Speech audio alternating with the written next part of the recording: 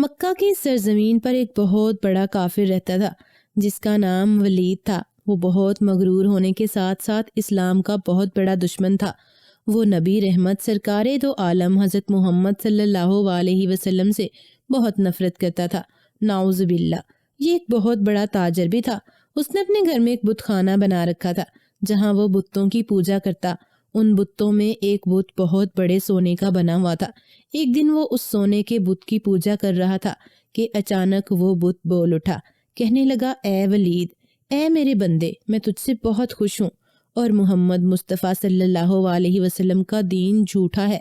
ان پر کبھی ایمان نہ لانا اور نہ ہی ان کی کوئی بات سننا اور نہ ہی ان کو کبھی آخری نبی تسلیم کرنا، نعوذ باللہ۔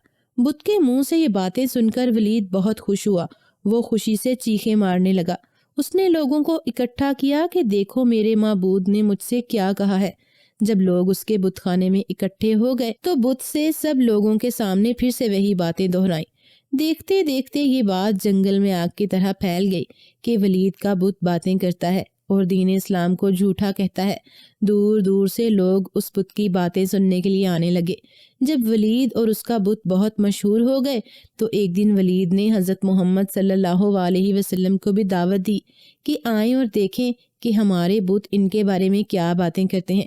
دوسری طرف ولید نے سب مکہ والوں کو بھی ایک میدان میں اکٹھا کر لیا۔ اس کا ارادہ یہ تھا کہ جب سب لوگوں کے سامنے سونے کا بت محمد صلی اللہ علیہ وسلم کو جھوٹا کہے گا تو نبی کریم صلی اللہ علیہ وسلم کی تذلیل ہوگی، نعوذ باللہ۔ اور جو لوگ آپ پر ایمان لا چکے ہیں وہ اب سے ہمارے دین کی طرف لوٹ آئیں گے، اور جو لوگ آپ پر ایمان لانے کا ارادہ رکھتے ہیں وہ اپنے ارادے سے پیچھے ہٹ جائیں گے۔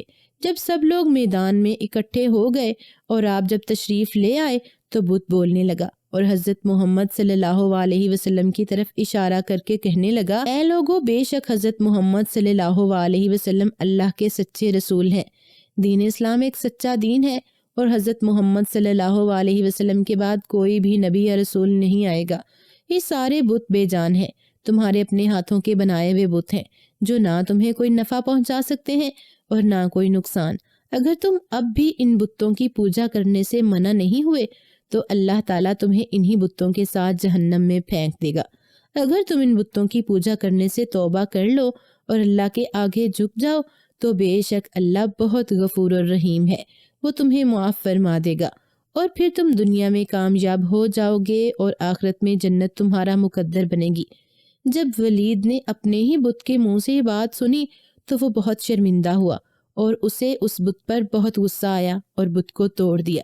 جب نبی رحمت صلی اللہ علیہ وسلم وہاں سے واپس جا رہے تھے تو ایک گھوڑا سوار سرپٹ گھوڑا دوڑتا ہوا آپ کے پاس آیا اور آپ کو سلام عرض کیا۔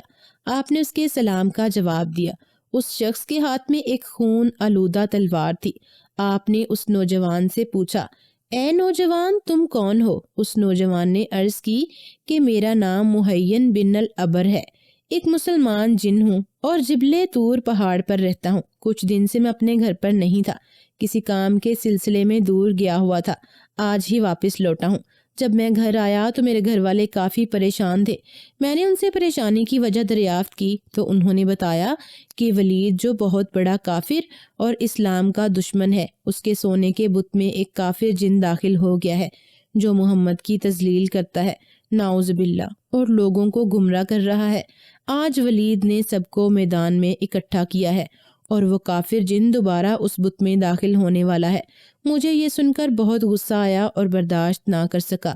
میں فوراً گھر سے اپنی تلوار لے کر نکلا اور راستے میں ہی اس کافر جن کو قتل کر دیا اور اس کی جگہ خود بت میں داخل ہو گیا۔ اور ابھی جو کچھ آپ نے سنا ہے وہ میں نے ہی بولا تھا۔ آپ صلی اللہ علیہ وسلم اس کی باتیں سن کر بہت خوش ہوئے۔ آپ نے اسے اس طرح عمل صالحہ اور دین اسلام پر قائم رہنے کی تلقین کی اور اس کے لیے اللہ کے حضور مغفرت کی دعا فرمائی۔